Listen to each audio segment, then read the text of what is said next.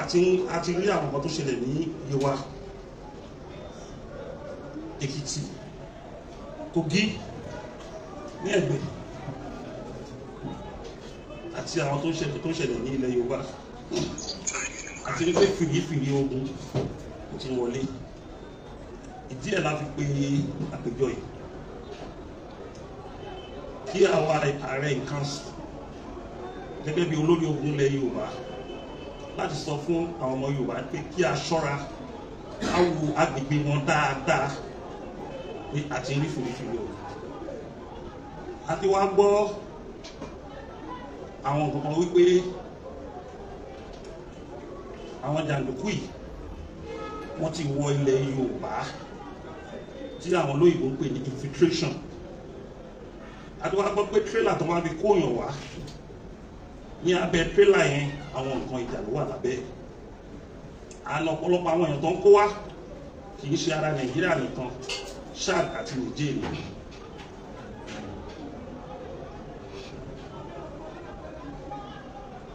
Òun ni a fi sọ fún àwọn Yorùbá lọ́balọ́ba àtàwọn gómìnà wa pé a ti sọ fún yín o kí a jọ ṣiṣẹ́ papọ̀ lórí ọ̀rọ̀ àbòyẹ ẹ̀gbọ́n láti bí ọdún méjì sẹ́yìn o, òun ló délẹ̀ báyìí o. Ó máa wá dìgbà yẹn kó máa ní kílà rẹ̀ ń ṣe. Ààrẹ lọ́gàá ní traditional system náà ti wá ní àwọn ọ̀gá tó ń ṣe olórí ìpínlẹ̀ kọ̀ọ̀kan tó jẹ́ àwọn gómìnà. Ààrẹ ò lè ṣe nǹkan kan tí àwọn aláṣẹ ò bá sọ pé ó yá. Bí ẹ bá tẹ̀lé káàrẹ ṣe nǹkan ìjẹ́jẹ́ bí fún ààrẹ ní nǹkan tó máa fi ṣe nǹkan tó. Ní ayé àtijọ́ wọ́n bá fẹ́ rán jagunjagun kó lọ jà. Àwọn alágbára ìlú wọ́n á dá agbára jọ fún pé èyí tẹ́ níyẹn amọ̀pẹ́ ní nǹkan ṣùgbọ́n ti gbélé yìí. Ó ní àwọn ètùtù tí wọ́n máa ṣe tí wọ́n fi pàtàkì àwọn jagunjagun. Ṣùgbọ́n tẹ́ bá rí nìkan tó jáde nínú afẹ́fẹ́ àbí ẹ̀rọ ayélujára pé káyọ̀ lọ sógun, ẹ̀wọ̀n pé ọ̀tá ilẹ̀ Yorùbá wọ́n rán ni o. Ogun ò ń ṣe nǹkan tó yẹ pé wọ́n kàn ń tìyàn lọ láì jẹ́ pé gbogbo ìlú gbìmọ̀tọ̀ ní kò jókòó kó wá lọ jagun. A ní ogun ti ṣẹlẹ̀ o, ṣùgbọ́n àti rí fìrí ogun. Ní Ọya yìí ní àná vice principal ní Kebbi State wọ́n pa body house ni wọ́n dẹ̀ kó àwọn ọmọ obìnrin márùnlélógún wọ́n ti kó lọ báyìí. Ojoojúmọ́ là ń gbọ́ wọn ọ̀fọ̀ lórílẹ̀‐èdè. Wọ́n ní ikú ló dẹ̀ kojúbọ ni òwe ní pamọ́ ni. Àfẹni tí ò bá fẹ́ràn ààrẹ la sọ pé kò yẹ kí Yorùbá múra. Tí a bá wo gbogbo Nàìjíríà, ilẹ̀ Yorùbá ló dàbí kó sì ní àlàáfíà díẹ̀ lórí ààbò díẹ̀. Bẹ́ẹ̀ súnmọ́ mi ní wọ́n súnmọ́ wa díẹ̀. Ìran mẹ́rin ló wà ní Kwara State: Fúlàní, Yorùbá, Tápà àti Bàrìbá. Wọ́n àtà gbogbo àwọn ìran mẹ́tẹ̀ẹ̀ta yòókù ibi tí ilẹ̀ Yorùbá wà nìkan náà àtà. A dẹ̀ mọ̀ pé ojoojúmọ́ àwọn aláṣẹ paná ìròyìn nǹkan tí ò mú ààbò dáadáa wá bá orílẹ̀-èdè wọn tí a ń pè ní security threat. So à ń pe ìpàdé oníròyìn tó jẹ́ ìpàdé oníròyìn àgbáyé kí gbogbo ayé lè mọ̀ pé kí wọ́n múra, pé kí olúkálùkù nǹkan tó bá ní kó múra láti fi dáàbò bo ilẹ̀ Yorùbá. A dẹ̀ ti sọ nínú àdàkọ yìí wípé kò sí nǹkan tó burú tí Amẹ́ríkà bá wà ràn wá lọ́wọ́. Orílẹ̀-èdè Nàìjíríà wọ́n lè sowọ́pọ̀ pẹ̀lú Amẹ́ríkà láti mú àwọn àbáyéjẹ́ yìí, àwọn tó ń mu ẹ̀jẹ̀ lójoojúmọ́ yìí, láti mú okú orílẹ̀-èdè wa. Tí ò bá lè ṣọ́ ilé ẹ̀, alágbára àdúgbò àwa bẹ́ẹ̀ ṣọ́. Torí ọmọ tó bá ṣẹlẹ̀ lórí nínú ilé ẹ̀ á kan àdúgbò tó bá yá. Àní má gbàgbé pé Amẹ́ríkà ní business interest ní Nàìjíríà. Bàbá quantify business interest America kò lè less than $80 billion. Wọ́n dẹ̀ mọ̀ pé tí àwọn ò bá tètè dá sí àfẹ́ business interest wọn. Ẹ má dẹ̀ gbàgbé pé ní South Africa àwọn Palestinian tó lówó tẹ̀mọ̀ kan tó ń pè lógun, wọ́n dẹ̀ ṣátà plane kan wọn ní passport wọ́n dẹ̀ ní kọ́ máa gbé wọn lọ sí South Africa wọ́n fẹ́ lọ ṣe refugee bẹ̀. Wọ́n débẹ̀ àwọn aláṣẹ South Africa wọ́n dá wọn dúró fún 12 hours torí kò sí passport lọ́wọ́ Ogun ti displace wọn. So àwọn tó bá ní láì kó lọ sí bọ́ọ̀lù tó ṣẹlẹ̀ sí bọ́ọ̀lù torí pé kò tí ì ṣẹlẹ̀ sí wọn bí Yorùbá ò pèpè ẹ̀. Ṣùgbọ́n gẹ́gẹ́ bí ọmọ Yorùbá gidi tó dẹ̀ pé ó máa ń wọjọ́ wájú òun la fi pe pàdé oníwèé láti ṣe àìmọye adìbá àwọn oníwèé ìròyìn sọ̀rọ̀ ní kọ̀ọ̀kan ṣùgbọ́n lè jẹ́ ìpàdé oníròyìn àgbáyé tí wọ́n pè ní World Press Conference.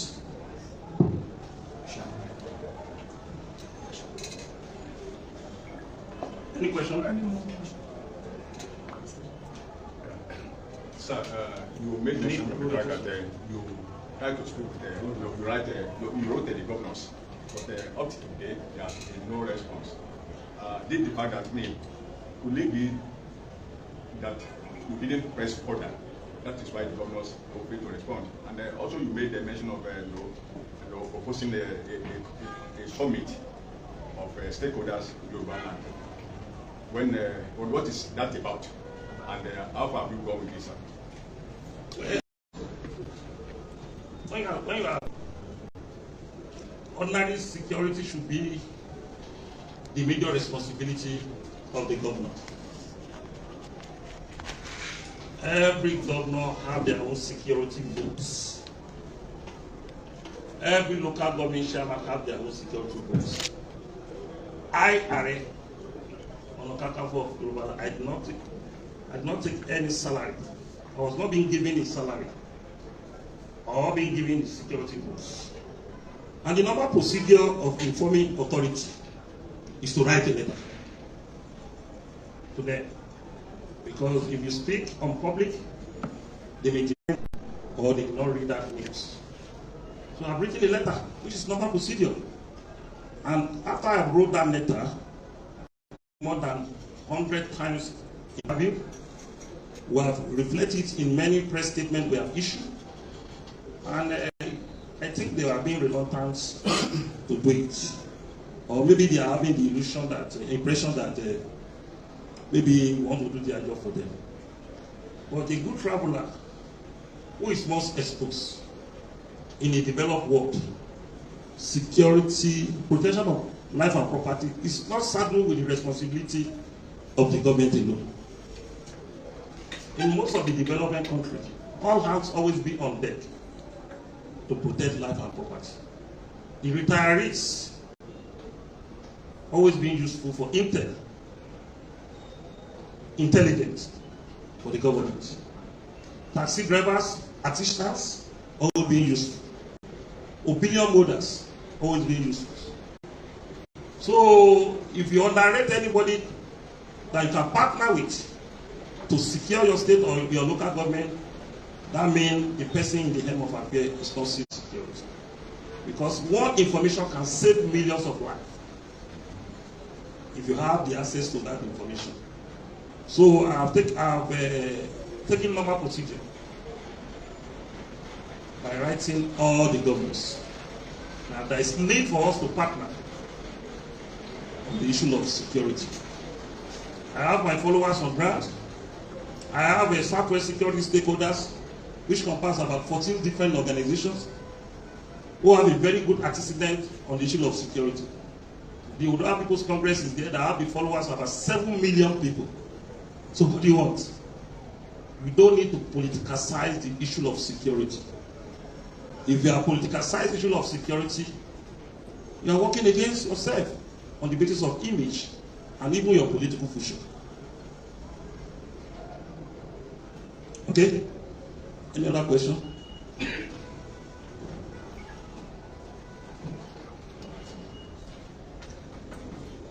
If there is no question, we'll give a vote of thanks. Okay?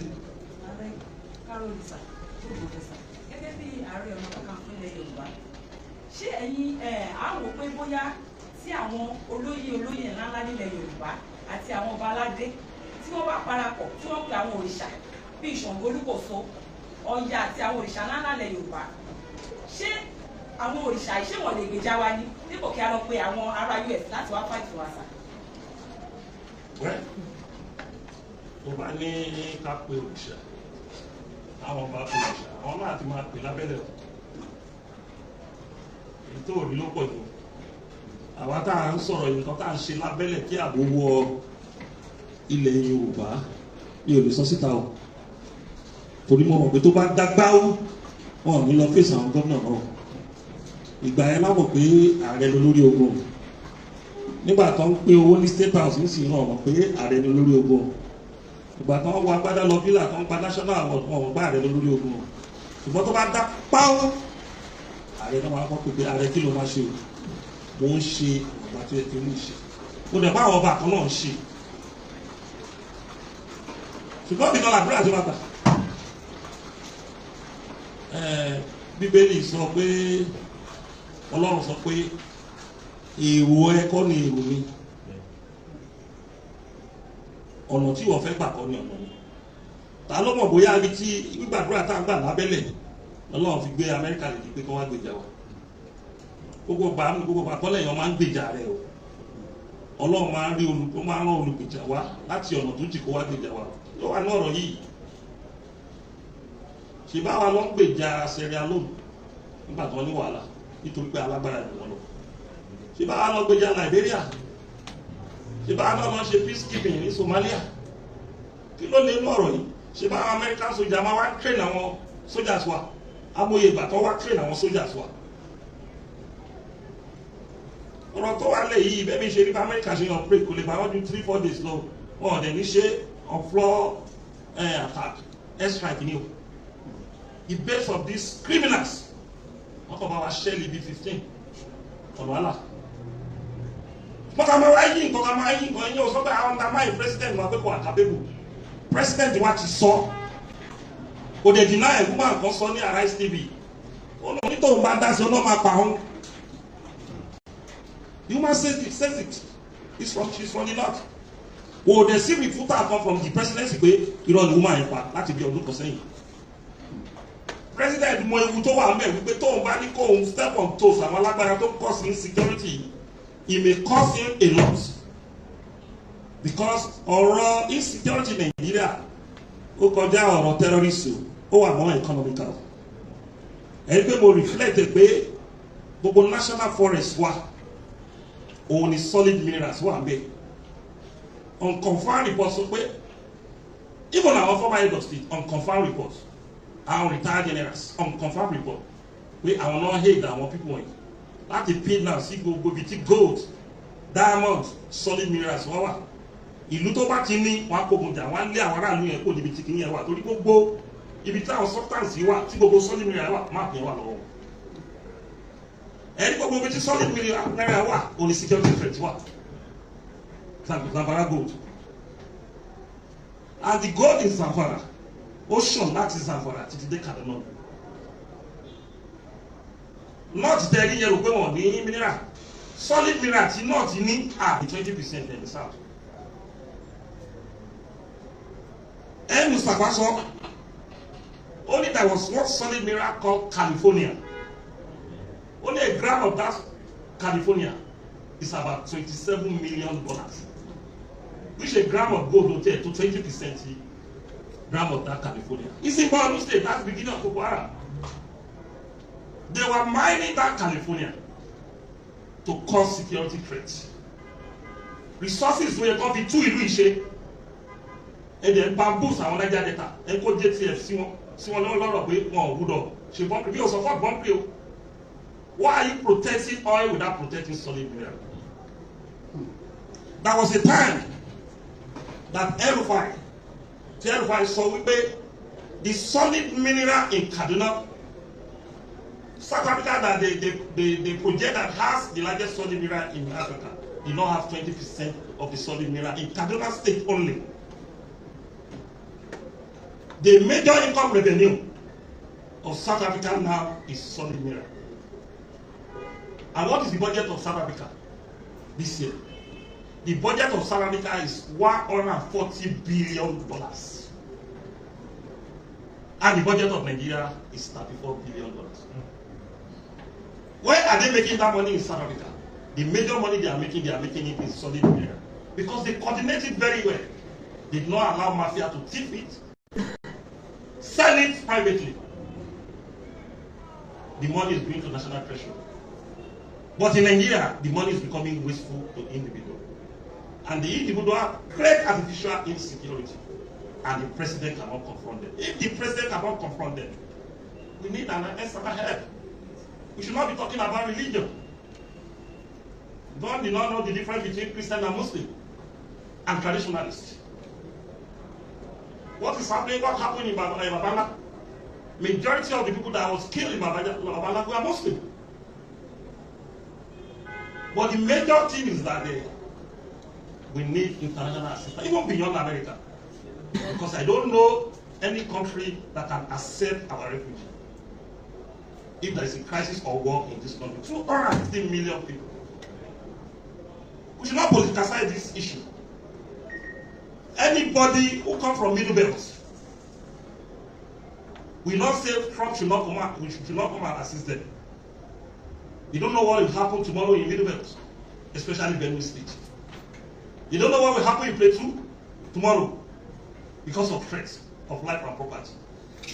Most of the churches have been burned. Even these terrorists went to mosques to kill people in Katsina. Something drastically must be done on these issues.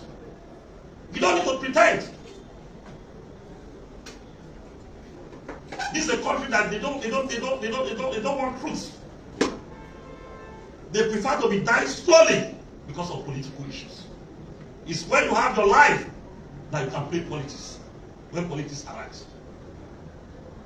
And this thing, when it happened, will land on my table, they will be blaming me. That was the reason I come out for press. I will organize this press conference. Don't share your blame to me. We are ready to play our role. If you don't allow us to play our role, there's nothing we can do. I can't come to your house. If there's a security threat in your house, and open your gate and I want to secure you, if you don't open the gate for me.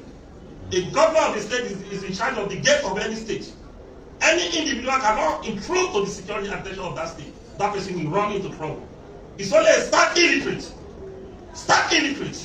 political illiterate, that will ask Are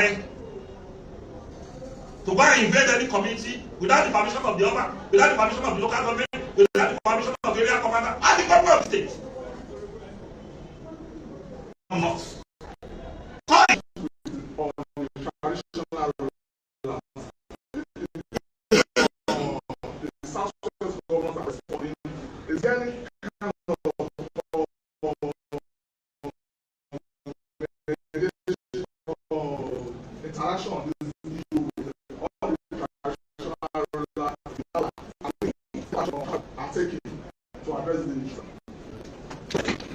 The traditional rulers are trying to in their own way, because they are the first point of call in this, and they don't have the situation like the chairman of local government or a government. The paramount ruler can have 2-3 police. On my class of our only one police. Let me reflect one information to you. The Obas in Kwara State went to presidency and asked presidency that they consulted the Faure that the problem they are having about insecurity. They detected that the Are can assist them in Kwara State. But the president said, I'll call you back. No response till now. And I know some governors have tried to talk to the presidency that can we engage Are on the issue of security, but no response. I don't know, maybe he accepted or he did not accept. And I know some others that normally call me. I have had discussion about insecurity with Ogun of Ife. But the new Alaafin have called me twice on it. Kabiyesi called me when the Babala incident happened. Now what will we do? I tried to get the number of the governor for Kabiyesi Alaafin. And Kabiyesi Alaafin called the governor, and the governor said, Kabiyesi, I appreciate the way you called me on this issue. We are working on it.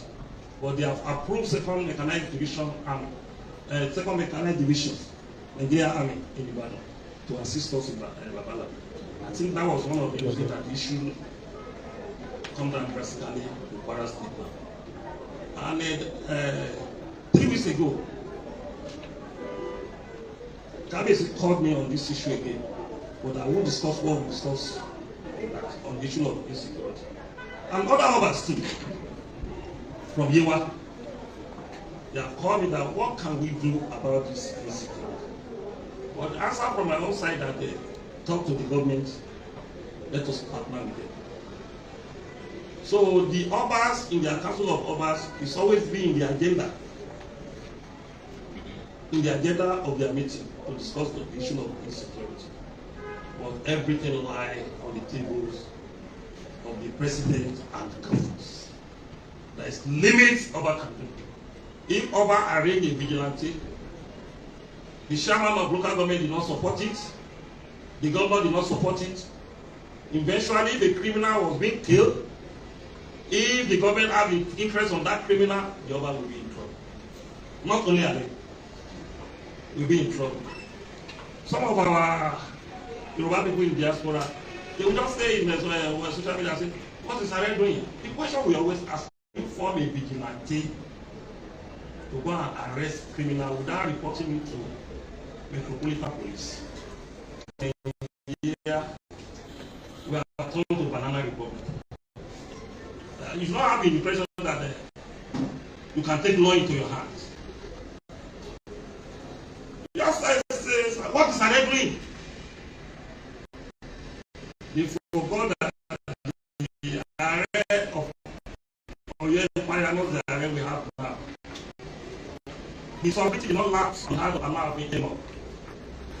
The sovereignty lapse on the hand of the governor and the president. On the basis of issue of security. Governor, president, and chairman of local government. If Oba want to act on the issue of security, you have to get an approval from them. Even in your community, the Oba will call the chairman of local government, the chairman of local government will call the area commander and DPO. They will hold a meeting with the Obas. They have to agree before any action can be taken by the other communities. Not even talking of Are. That is just Are of Okata for Yoruba. So there must be an approval. And after approval, we now sit down, how will we do it? Are cannot fight it alone. Are will bring all the warriors, full strategy, and give the command. Even in the olden days, that was how it's always been around. So thank you very much. You're welcome.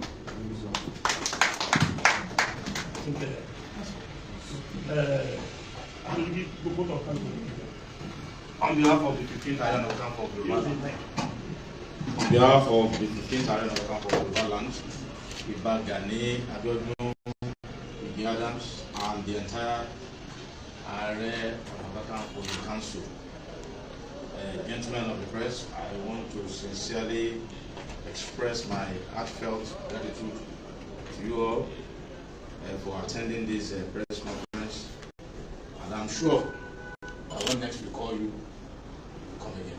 Thank you.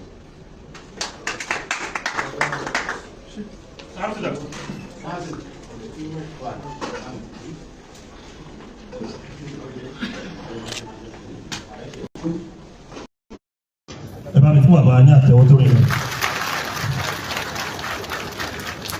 Bàbá wà lára àwọn tó ń influence Kábíyèsí Aláàfin àná tí mo fi di Ààrẹ Ọ̀nà Kakanfò.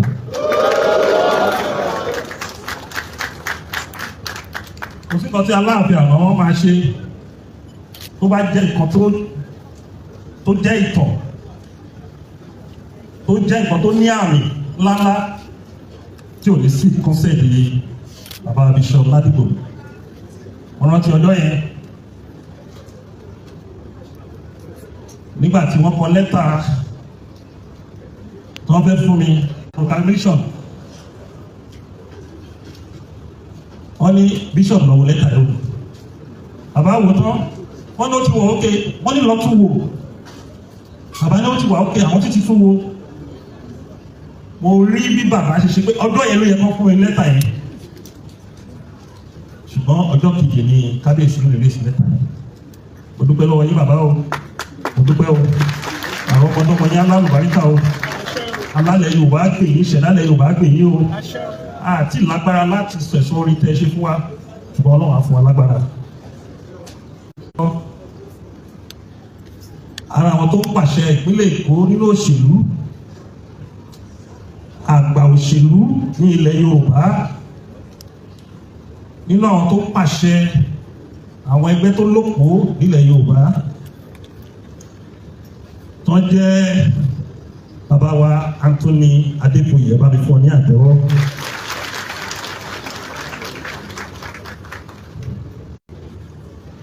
It's one of the Lagos State Government and Advisory Council. Àwọn tó ń advise gómìnà ìpínlẹ̀ Èkó pé nǹkan tó máa ṣe tẹ́kọ̀ọ́ á fi dà nìyẹn. Mo dúpẹ́ lọ́wọ́ yín pé ẹ̀bìdò kò yẹ wá sí o bàbá. Mo dúpẹ́ lọ́wọ́ ìyá wa, ìyá nìyẹn.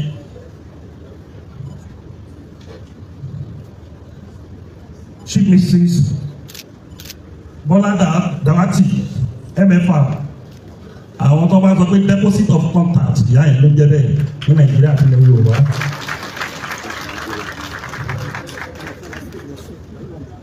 Mo dúpẹ́ lọ́wọ́ àwọn guest speakers tí wọ́n wà ní ìfúnilá àwọn guest speakers tí wọ́n fẹ́ bá wa gbé ètò ìró o lè give lecture ní many but tí o bá ní ìmọ̀ lórí security o lè give lecture lórí security. àwọn tó fẹ́ fún wa ní lecture yìí wàá dúpẹ́ lọ́wọ́ tẹ̀míra Professor Anthony A. Pila ẹ̀bá mi fún ní àtẹ̀wọ́. wàá dúpẹ́ lọ́wọ́ Mr. Abiodun Oseni láti US ó tó wá fún wa ní ìdánilẹ́kọ̀ọ́ ẹ̀bá mi fún ní àtẹ̀wọ́. wàá dúpẹ́ lọ́wọ́ ACP retired Jókì Lásìsì ẹ̀bá mi fún ní àtẹ̀wọ́. ó ṣe é máa padà sórí láti dúpẹ́ lọ́wọ́ gbogbo àwọn tó fi ìjókòó yẹ wá sí. Honorable Shima Bella ayédèrò of Yoruba náà máa dúpẹ́ lọ́wọ́ ẹ̀ gẹ́gẹ́ jẹ́ ká ló ṣe sẹ́ẹ̀ mẹ́sẹ̀ẹ̀sì ọ̀nà àlẹ́ ìlú ó dẹ̀ wọ̀. máa dúpẹ́ lọ́wọ́ Professor Fẹ́mi Ọbáyọrí ó ṣe ìdúró méje yàyà mẹ́fà. máa dẹ̀ dúpẹ́ lọ́wọ́ ààrẹ orúkọ ní o kì í ṣàárẹ̀ ọ̀nà kakanfò ààrẹ náà àti Professor Kọ́láwọlé Rahim àwọn tó ṣiṣẹ́ intellectual of background lórí conference nínú àtàwọn members of committee Gbẹ̀ngà Èkó àti Pikin Ọbátúndàṣe pẹ̀lú báyìí jíròrò àwọn tó ṣiṣẹ́ lábẹ́lẹ̀ rẹ̀. wọ́n wá dúpẹ́ lọ́wọ́ Dr. Olúwayọ̀mí Àtẹ́ is an Afẹ́nifẹ́re chieftain ṣùgbọ́n yàtọ̀ sí tó jẹ́ Afẹ́nifẹ́re chieftain àti Àbújá ló ti wọkọ̀ bàálù wá sí ìbàyí ní àárọ̀ yìí torí election yìí. kí ni ìdí tó fi jẹ́ pé wíwà bí wọ́n wà important? Ogun ló ti wá ara ibi tí ogun ti.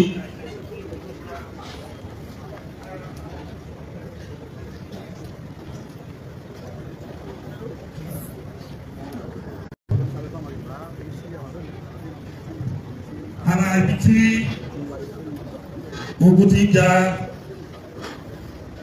ilẹ̀ Yorùbá òun ni ogun tó jẹ́ ibi tí àwọn ọmọ Yorùbá wà tí mo dúpẹ́ Dr. Àtẹ́ yìí ṣe kó jẹ́ Afẹ́nifẹ́re nìkan àná bàbá wa olóògbé Ayọ̀ Adébájọ náà ti jẹ́ ọmọ bàbá lọ́fẹ́ bá mi kọ́ ní àtẹ́wọ́ tó yẹ.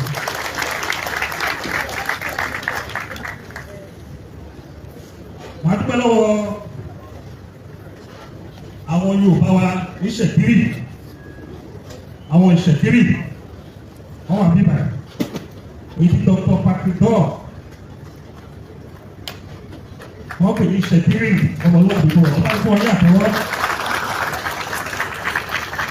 àdúgbò tó lọ́wọ́ tó wá rẹ́písẹ́ǹtì Yorùbá Council of Elders bá ní ṣe microphone yìí wọ́n ilé ìwòsàn àgbàdo.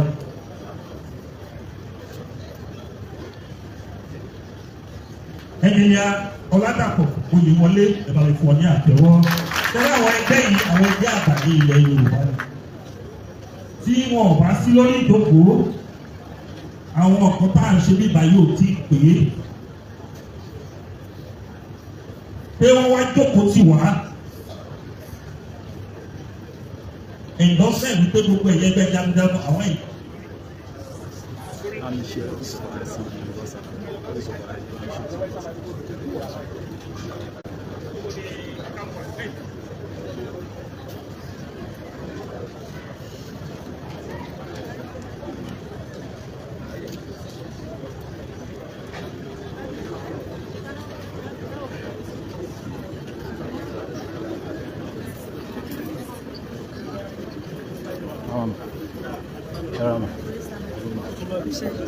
Gbẹ̀ngọ́ ọ̀wà.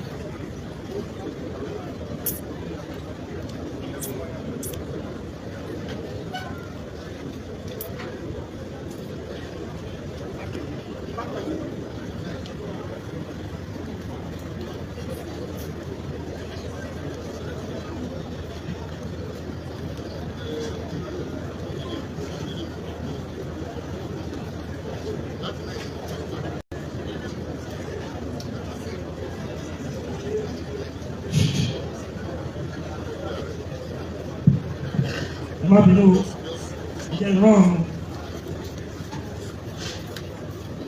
bákan náà kò kí máa ń fọpọ́ lọ́rùn. tíbi máa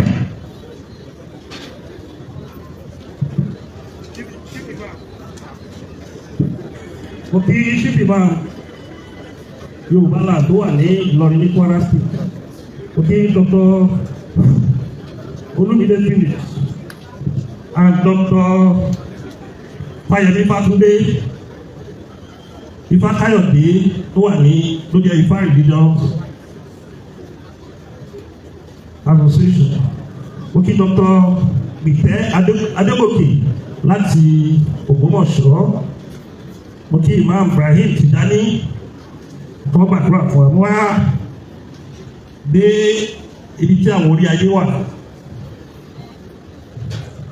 Mo kí Ìsọyà Majesty ọba Abíọ́dún Bẹ́ńsì olóyòdú ọ̀kọ̀jọ́dún kingdom. Mo kí ọba Joseph Ikúdáìsí alábẹ́niṣẹ́ of abẹ́niṣẹ́. Mo kí ọba Titus Adébọ́lá Ọlágbàdo of Àgbàdo kingdom. Mo kí ọba Saliu Oyèdúndé Olú of Òkèèrè ní Kwara State Ìlọrin nìyẹn o ẹ bá mi fún àwọn ọba wọ̀nyí ní àtẹwọ́ tó lè wọ̀. Òkè Ìsọyà Majesty ọba Kazeem Adio orí oyè of Onígègé Ìlọrin náà nìyẹn ní Ìlọrin. Òkè Ìsọyà Majesty ọba Bísíláì Adéoyè aláàmọ́ láàmọ́. Òkè Ìsọyà Majesty ọba ẹnìyàn Isa Ọlálẹyẹ Ìlúfẹ́milóyè of àti Kwara State. Mo kí Chief Emmanuel Adelano, Assistant General Secretary Yoruba Unity Forum. Mo kí His Royal Majesty Ọba Sikiru Oyinbudola Oníládàbà of Ládàbà Kingdom. Mo kí Ọba His Royal Majesty Ọba Ọláyẹmí Akíbù Onílẹ̀kíá of Lẹ̀kíá Kingdom. Mo kí Mr. Ayọ̀ Ògúndìmú ní UK. Àwọn dẹ́gbẹ́ blọ́gà tó lágbára ní ayé ìgbà yẹn nìyẹn wọ́n dẹ̀ ṣe dé dìsí. Mo wá kí Mákindé, Mr. Mákindé from Holland soon.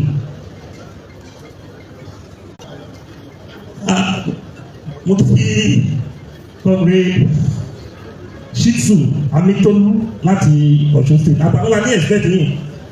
Okay, àdúgbò ìwà nígbà máa rí mi ní àdàlọ́. Kí tó ka àdàkọ́ mi ní òyìnbó ẹ jẹ́ kí n kọ́kọ́ sọ̀rọ̀ díẹ̀ lórí reasons tí a fi pe ìpàdé yìí. Gbogbo aláwọ̀lọ́mọ̀ kan tó ṣẹlẹ̀ ní orílẹ̀-èdè wa lórí ọ̀rọ̀ ààbò.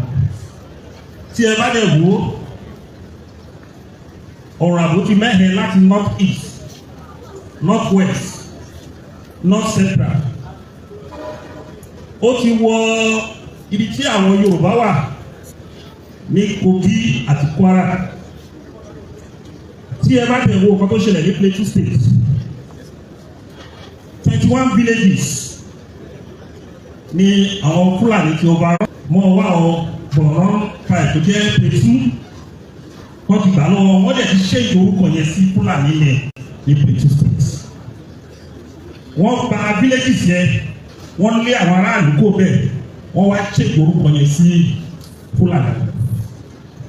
Ní Benue State, wọ́n ti gba 42 villages too ní Benue State. Ṣùgbọ́n wọ́n ti ṣe ìdórúkọ bẹ́ẹ̀. Tí ẹ bá lè wo owó èbí ẹ bó ṣe ń bọ̀, ó ti wọ Niger State. Niger State ṣe àbángírì pẹ̀lú Kogi. Ní Kogi State, ẹ̀yà mẹ́ta ló popular: Ìgàlà, Ègbìrà àti Yorùbá tó jẹ́ Ogun. Ṣùgbọ́n bàtà wá rí lẹ́nu mẹ́ta yìí pé àwọn ẹ̀yà tí Yorùbá wà tó jẹ́ Ogun yẹn gan lọ́wọ́ hit lọ́ ń pààyàn bẹ́ẹ̀ lọ́ ń jí wọn gbé. Tí ẹ bá wo Kwara State náà, àwọn ẹ̀yà tó wà bẹ́ẹ̀ lọ bí márùn-ún. Bọ̀mọ́ yẹn jẹ́ márùn-ún tó Yorùbá ní bí 85% ẹ̀yà tó wà ní Kwara. A máa dárúkọ Ìgbónà, Ọ̀pọ̀lọ́ àti àwọn Yorùbá tó wà ní Ìlọrin, tó wà ní Mòóró, tó ti wà ní Jẹ́bà.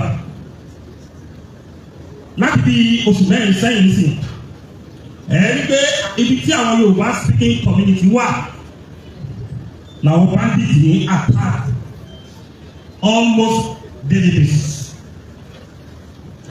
Ẹni tó bá jẹ́ abiyamọ tòótọ́, tó bá mọ nǹkan tó ṣẹlẹ̀ sí Òkè Ọdẹ, Bàbá Ńlá, Eruku, ó yẹ kó sọ wípé ó yẹ kí Yorùbá pe ìpàdé tó ju eléyìí lọ.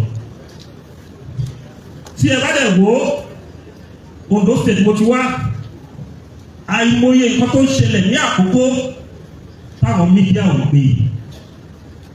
Ní ìjẹrin, about 20 seater bus tó lọ sí Àbújá. Àwọn bandits yà attack mọ́tò yẹn, wọ́n dẹ̀ pa driver yẹn instantly. Wọ́n dẹ̀ kó gbogbo àwọn èèyàn tó wà bẹ́ẹ̀ ọmọ ìpínlẹ̀ kan nìkan náà bílẹ̀ sẹ́gbẹ̀ẹ́ mọ́tò.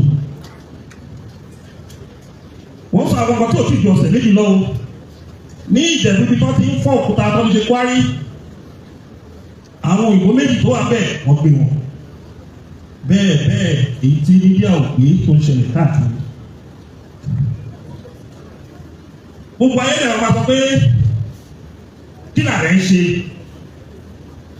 Ọ̀nà Kakanfò lẹ Yorùbá ń ṣe. Tí ètò ààbò lẹ Yorùbá bí mẹ́hẹ̀ báyìí. Mo ti rojọ́ lórí ẹ̀ ṣùgbọ́n kò fẹ́ yí àwọn kan. Wọ́n á rí pàwọn ẹlòmíì fẹ́ máa lò ó láti fi ba orúkọ mi jẹ́. 2 years ago, a lọ ṣe World Congress ní Òṣogbo. Ibẹ̀ yẹn la ti gbọ́ pé àwọn bandits yìí àwọn ọba tó ń bọ̀ láti ìpàdé ní Èkìtì ọba méjì ni wọn ìfọ̀n escape. Nígbà tí a dé Ilé Ifẹ̀ akóńbé àwa ṣe Oòduà festival ní Ilé Ifẹ̀ kábíyèsí ọba lúfẹ̀ ló rẹpísẹ́ǹtì kábíyèsí Ọọ̀ni mo ní ẹ̀sọ́ fún kábíyèsí Ọọ̀ni o ẹ pé ìpàdé àwọn lọ́balọ́ba lórí security táwọn gómìnà wa ò bá tí ì rẹ́dí o. Luckily ara àwọn tó organize ìpàdé yẹn náà lóde yìí ṣe máa ń tónú a lè ṣe ìpàdé yẹn oríṣiríṣi ọ̀rọ̀ bọ́ nílé Ifẹ̀ níjọ́ yẹn.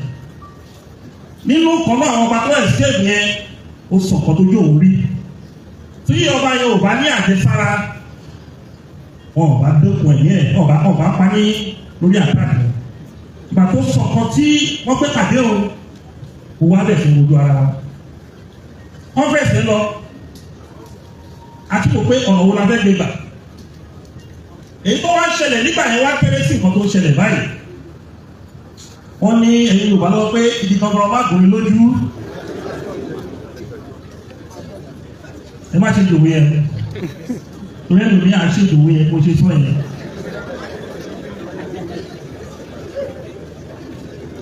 Ìkọ̀kọ̀ tí àwọn èèyàn mọ̀ ní wípé gbólóhùn kan wà ní ọ̀dọ̀ àwọn Fúlàní. Wọ́n pè ní Fùlákò. Gbólóhùn yẹn dàbí ẹsbí kọ̀ láàrin àwọn ológun ni. Kí ni mí ní Fùlákò yìí? Àwọn Fúlàní bìlí wípé Fùlákò yìí jẹ́ ẹ̀jẹ̀ ń jẹ̀ fún ara wọn.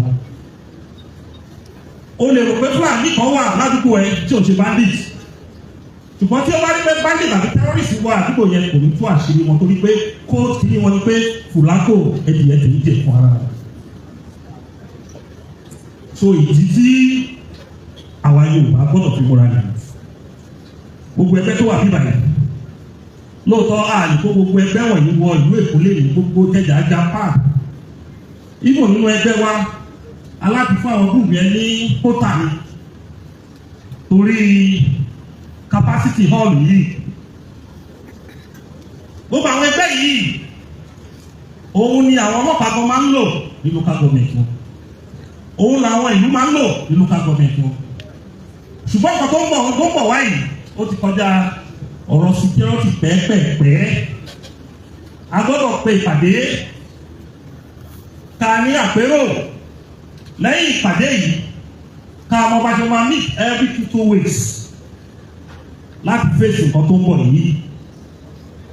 Wọ́n ní kí làárẹ̀ ṣe níbo lẹ́tí rí Ààrẹ Ọ̀nà Kakanfò tó dájà orí ní sí ilẹ̀ Yorùbá. Ìgbà kan wà gan igun mẹ́rin ló ń pín ilẹ̀ Yorùbá sí. Àwọn alágbára ni wọ́n máa jẹ́ jagunjagun ló máa wà lábẹ́ structure Ààrẹ Ọ̀nà Kakanfò tó máa fi kojú ogun tó bá bọ̀ wá sílẹ̀ Yorùbá. Ṣùgbọ́n odidi stage ní sí wípé ìgbà yẹn páyà ni population Yorùbá ti rise.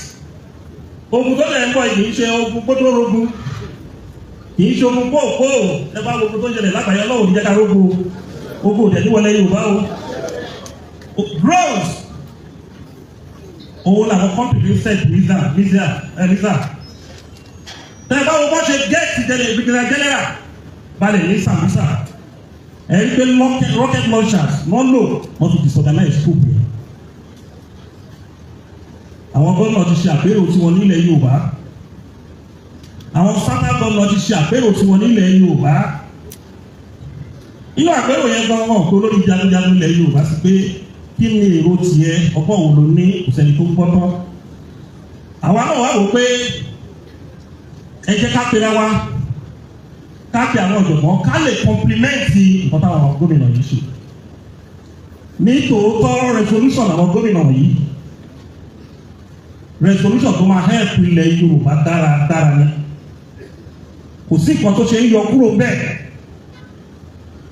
Ṣùgbọ́n ẹ̀yin àgbà ló sọ pé ọwọ́ ọmọdé ò tó pẹ́pẹ́ àgbàlagbà ọwọ́ kéde.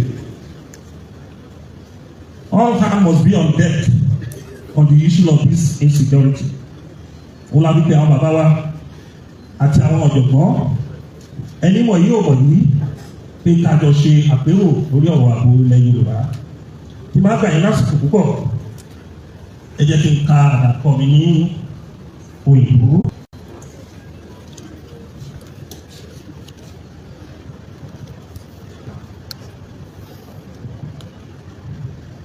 when I was installed as the 15th Ààrẹ Kakanfò of Yoruba land by His Imperial Majesty Ikú Bàbá Yèyí and Aláàfin of Ọ̀yọ́, the late Ọba Lamidi Adéyẹmí the third, on January 13, 2018. I vow that I will do everything possible to project the image and protect the name of Yoruba land. In my speech, I told the global audience that I will do everything to protect the life and properties of more than 60 million Yorubas living in our geographical space. I try everything to partner with all our government to ensure security for our people, but there was no response from any force. It is not curious that the moment the President of the United States, Donald Trump, threatened to interfere militarily in Nigeria to secure the safety of our people, our President and Governor immediately rose to the task, as if insecurity just started in the land yesterday. For several years since my installation, I have done everything possible to ensure that we don't embarrass ourselves in the community of nations. Today, my zeal to protect Yoruba land and the will of millions of Yoruba to defend their fatherland have been tested with the invasion of some part of our land by these killers because our leader did not rise to the occasion at the appropriate time. We are here today to discuss this important topic again: insecurity in the land. I find it difficult to compare this open insult that some killers who kill men live in our village, town, and city. We invade Yoruba land at will, kidnap, rape in some bizarre situations, kill some of our sons and daughters. The border of Ekiti, Ogun, Oyo, and Kogi State are becoming too hot for individuals, as many people have been kidnapped and killed. So the pertinent question Nigeria are asking is, what is exactly going on in the country? Killing in some part of the north have become a recurring lesson, almost on a daily basis. The fundamental duty of the government anywhere in the world is protection of life and property. So it is the duty of the president at the national level and our governments in the southwest to ensure that the atmosphere is conducive for citizens. Pitiably, this is not the case in the country today. On the road, in the farm, in the market, even in the federal capital territory, FCT, the seat of government, the same terrorists and kidnappers are taking the battlefield to Nigeria and the commander issue. So I ask again, what is exactly going on in the security and intelligence sector? What is the government doing to eliminate the insecurity in the land? How do we develop the economy and catapult economic growth when Nigeria and foreign investors are becoming endangered species in the hands of killers? There is no sense of urgency to promptly tackle banditry, terrorism, kidnapping, and insecurity in the land. Because this anger-headed problem is not being tackled by the government, it has now become a crime for Nigeria to move from one place to the other. For how long will Nigerians and Yoruba people endure this? Kidnapping for ransom is already creating fear all over the country.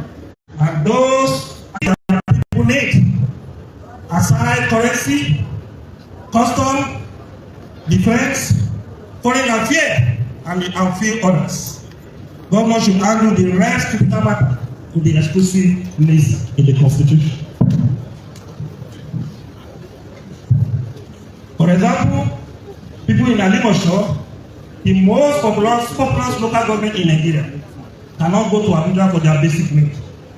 The governor is there in Ranse, Ikeja, to handle such things. Development will be bottom up, not the other way around. That is why, if California, a state in the United States, US, were a sovereign nation, it will rank in terms of normal gross domestic product, GDP, as the world's fifth largest economy behind Japan and ahead of India. In fact, the state of California has a larger GDP than all African countries. Its Silicon Valley is home to some of the world's most valuable technology and companies, such as Apple, Alphabet, and Nvidia. If we restructure some state in the Southwest can become our California, and Nigeria will be better for us. It is only a stupid man who will continue to do the same thing and expect different results. Because we have refused to restructure the country and the policy. Strange elements are creeping into the country every day, and some of them are already foreigners. If care is not taken, they will soon store our cities. Our president and governor should not have waited for Donald Trump to tread before doing the right thing. The insecurity in the land is reaching an alarming peak. People declare a present danger today is that the government seems helpless to contain the situation. Many Nigerians were happy when Donald Trump threatened to intervene militarily because it's subsection of the country. It is no longer breaking news that marauders kill farmers at will. If you allow killing of innocent farmers and destruction of farmland in any part of Yoruba land to continue, where is our determination to defend Yoruba society, value, and territory? Obviously, our silence is being misconstrued for foolishness. That is why we must stand today on the way forward. We cannot continue to expose the flag of Yoruba society and communities to the incursion, and we have enough altar, traditionalists, OPC, and many organizations and ancestral security outfit to commence the maximum protection of all parts of Yoruba land. According to our history, marauders, arsonists, murderers gang failed in the past, and will continue to fail. They will continue to fail, and they will not conquer Yoruba land. The first fundamental right of a Nigerian is the right to life. The day will never come when Yoruba men and infants can no longer move freely in their farmland. Time to shed this madness is now. This is also time for us to act before the situation becomes unbearable. Recently, former President Goodluck Jonathan spoke on the desirability of creation of state police in Nigeria as the area of Katako of Yoruba land. I am absolutely in support of this. I think President Bola Tinubu body language is also moving in this direction now. It is a shame that in the 21st century, policing in the world's most populous black nation is still being controlled from the central in Abuja. It is only a stupid man who will continue to do the same thing over and over again, expect a different result. No wonder the state of insecurity in the country is growing dramatically. Obviously, the policing system we are using now is not sustainable. Whether we like it or not, to secure this country, the National Assembly, House of Assembly, Governor, and the President must support the creation of state police now. Before Jonathan left office in 2015, he set up a national conference in 2014, and I was one of the eminent Nigerians who sat in Abuja for months to deliberate in the future of this country. The creation of state police was topical in our discussion. And all delegates supported the creation of state police because that was the right thing and it's still the right thing to do. Unfortunately, for 8 years, the General Muhammad Buhari administration did not even look at the recommendation of this remarkable Nigeria. The Nigerian police that we have today is overwhelmed, overstressed, and overused. We need state police for effective policing, for all the look and span of the country, because all the people who will be recruited now know the culture and topographic nook and crannies of their area and communities. State police is communal based, and intelligence gathering will be the focal point to its mandate. That is why the security of any area where we have state police is always effective. Banditry is one of the major forms of insecurity affecting farmers in Nigeria today. It will become a thing of the past if we adopt state police system. In many parts of the country, farmers are being chased out of their farms and the farmland ceases. Benue is known as the food basket of the nation, but because of the absence of state police, farmers are being kidnapped, killed almost on daily basis.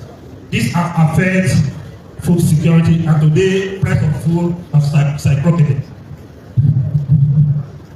Thank God for the coming of Amotekun, whose operate gradually succeeding in chasing away terrorists in the southeast. But repeatedly, Amotekun does not have the full complement or apparatus of state police. In the modern world, security can only be done effectively through local intelligence gathering and mechanism. For many development to take place in any polity, evil must not be appeased. It must be decisively dealt with and fought from all angles like the monster. And this is where intelligence gathering comes in. It is a no-brainer that state police will remove security and secure Nigeria anywhere they may be in the country. This will ultimately drive and catapult economic growth and development. It is not an insult that traditional rulers in Kwara, Ekiti, and Ondo State have been killed by these terrorists. A professor of law in Bangkok University, Ogun State, was also shot dead by these blood twist maniacs.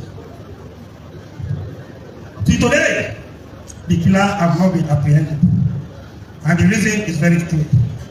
The primary assignment of the operative of the state police is to immediately detect the presence of some stray traits in an hamlet, locality and community, and local government and state. Any policeman transferred from Zamfara to Lagos, Enugu to Rivers, Sokoto to Ogun will not know the bad element in such states more than the locals. The Nigerian police force will continue to play its role of securing life and property of Nigeria, but state police should be created to complement this effort. The time to secure our people is now.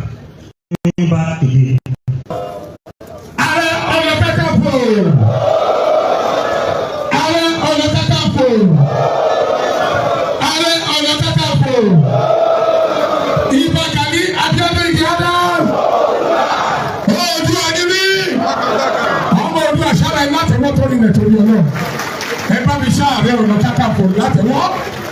The 15th Ààrẹ Ọ̀nà Kakanfò of Yoruba land, the Generalissimo himself. God bless you, may your days be long. What a long comprehensive one. A very good delivery. God bless you. Torí Ọlọ́run ẹgbẹ́ tó ayọ̀ sókè ẹ̀wò mi dáadáa. Tí Ọlọ́run ọba ò bá dá mi ní èèyàn, kí ló yẹ k'Ọlọ́run ọba dá mi? Cultural troop, please, oya o. Cultural troop. Ẹni tó bá di mọ́tò yìí, plate number AGL 875.